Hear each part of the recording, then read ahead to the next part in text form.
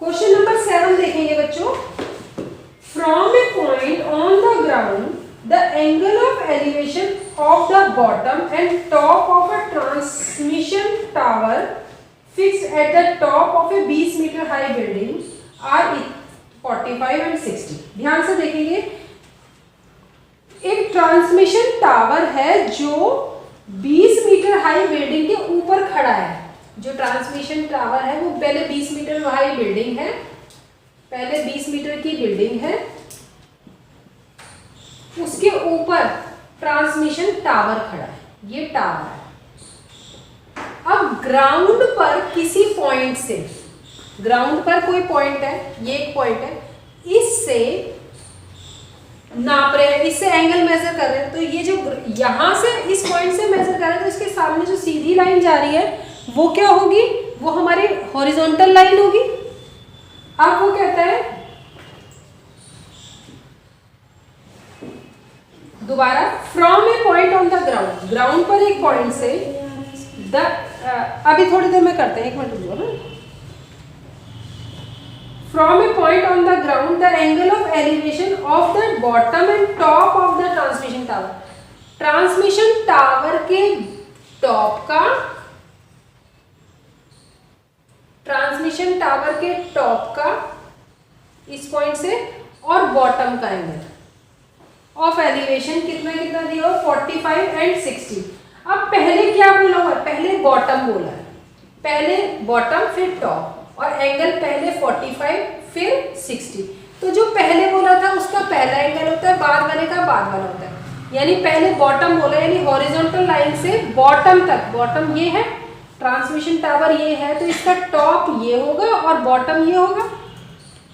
ये transmission tower है तो टावर का टॉप ये, बॉटम ये, तो बॉटम का एंगल यहां से बॉटम तक की लाइन का, लाइन ऑफ साइड का एंगल 45 डिग्री है और टॉप का 60 डिग्री है। अब वो कहता है find the height of the tower, इस टावर की हाइट निकालनी है। हाँ जी, ए बी सी डी, तो एक राइट ट्रायंगल ये बन रहा है, एक ये बड़े वाला बन रहा है, तो पहले छोटे वाला ट्रायंगल ले लिया। इन ट्रायंगल BCD, BCD में क्या आएगा, थीटा के सामने परपेंडिकुलर, 90 के सामने हाइपोटेनियस और ये बेस। तो हमें क्वेश्चन में ये तो ना तो पूछा ना निकालना, इसे तो भूल जाओ।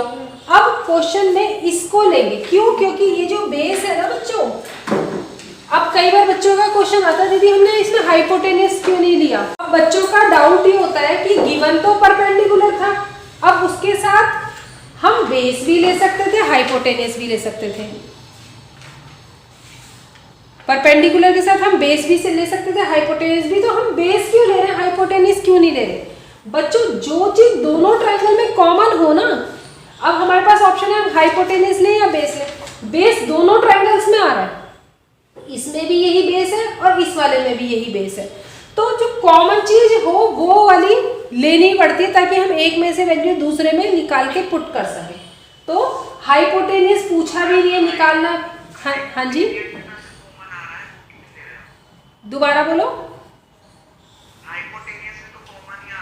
इस ट्रायंगल का हाइपोटेनियस ये है, इस ट्रायंगल का हाइपोटेनियस ये है, दोनों का हाइपोटेनियस सेम नहीं है, लेकिन बेस देखो, इस ट्रायंगल में भी बेस यही है और इस ट्रायंगल में भी बेस यही है, तो दोनों में बेस सेम आ रहा है ना, तो वैल्यू रखना, एक दूसरे में वैल्यू पुट करके आंसर निकालना आसान हो जाता है। तो इसलिए हाइपोटेनियस यहाँ पर इग्नोर किया गया। कुछ क्वेश्चन में जहाँ लिया जाता है, मान लो एक काइट वाला क्वेश्चन था पीछे, उसमें काइट की स्ट्रिंग पूछी थी, तो हमने हाइपोटेनियस ही लिया था, लेकिन इस क्वेश्चन में हाइपोटेनियस पूछा नहीं है और कॉमन भी नहीं है, तो हमने उसे इग्नोर कर दिया। तो परपेंडिकुलर और बेस, इन दोनों से कौन सा रेशियो बन सकता है, tan भी बन सकता है, cot भी बन सकता है। मैं हमेशा ऊपर वाले प्रेफर करती हूँ, तो tan थीटा बराबर हो जाएगा परपेंडिकुलर अपॉन बेस।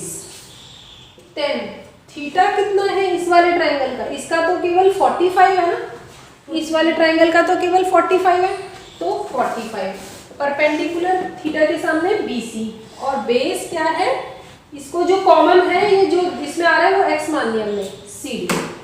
tan 45 क्या होता है 1, BC की वैल्यू कितनी दी हुई है 20 और CD हो गया x। क्रॉस मल्टीप्लाई किया तो ये आ गया 20। अब इस ट्राइंगल की बात करते हैं। इन ट्राइंगल ACD में फिर से परपेंडिकुलर और बेस से tan बन रहा है। tan थीटा बराबर है परपेंडिकुलर अपॉन बेस थीटा। इस ट्राइंगल में कितना है? इसमें 60 हो गया।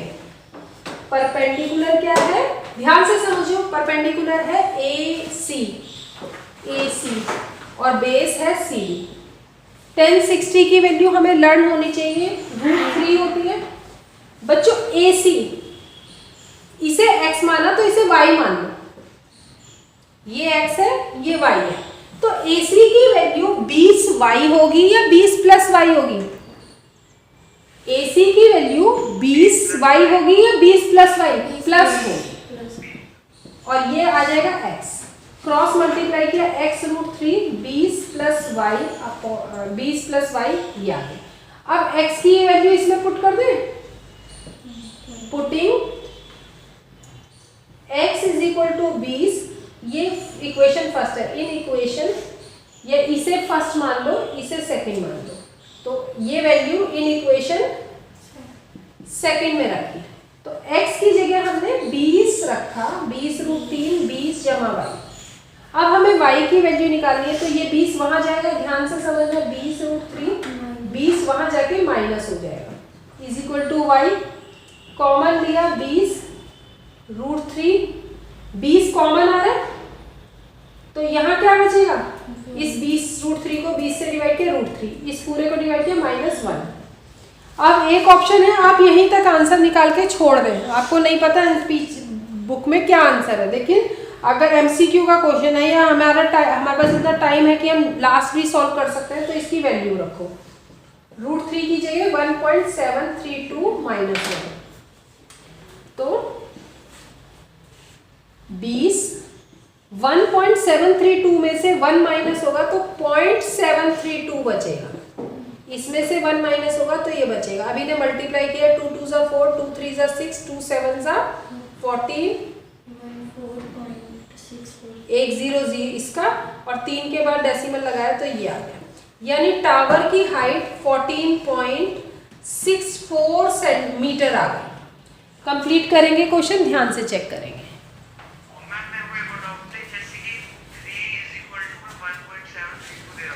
एक सेकेंड रुकना। हाँ पूछो। ये हमें क्वेश्चन दे रहा था 3 1.732। तो अगर इसमें कंफ्यूजन कैसे नहीं, आपके ऊपर रखना है कि नीचे? मतलब यहाँ रखना है या नीचे? इसको हम पहले भी रख सकते हैं, रख सकते हैं, लेकिन क्या करते हैं, आप 2-3 क्वेश्चन देखेंगे, हर बार में कॉमन आ रहा तो कॉमन लेके इस तरह कैलकुलेशन आसान हो जाती है। एक बार और बताऊं, अगर आप यहाँ रखते तो मल्टीप्लाई करते माइनस करते थोड़ा कॉम्प्लिकेटेड होगा। जब आप ऐसे करना शुरू होंगे ना तो आपको दिखेगा ऐसे स्पीड में हो जाता है क्वेश्चन, ये रट जाएगा। कुछ दिनों बाद अधिकतर यही आते हैं क्वेश्चन में, ऐसे नहीं कुछ भी अजीबोगरीब आ जाए, हमेशा ऐसा सा ही आता है, और अधिकतर माइनस में 1 ही होता है। अधिकतर इस तरीके की सी कैलकुलेशन चलती है, और लास्ट में रखी जाती है। अंडर रूट की वैल्यू जब भी रखी जाती है बिल्कुल लास्ट स्टेप पे रखी जाती है। अगर नीचे अंडर रूट आ रहा है तो पहले उसे रैशनलाइज करते हैं, उसे ऊपर लाते हैं, फिर वैल्यू पुट करते हैं। कभी भी डिनोमिनेटर में अंडर रूट की वैल्यू नहीं रखते, और जब कैलकुलेशन करते हैं उसमें भी लास्ट स्टेप होता है।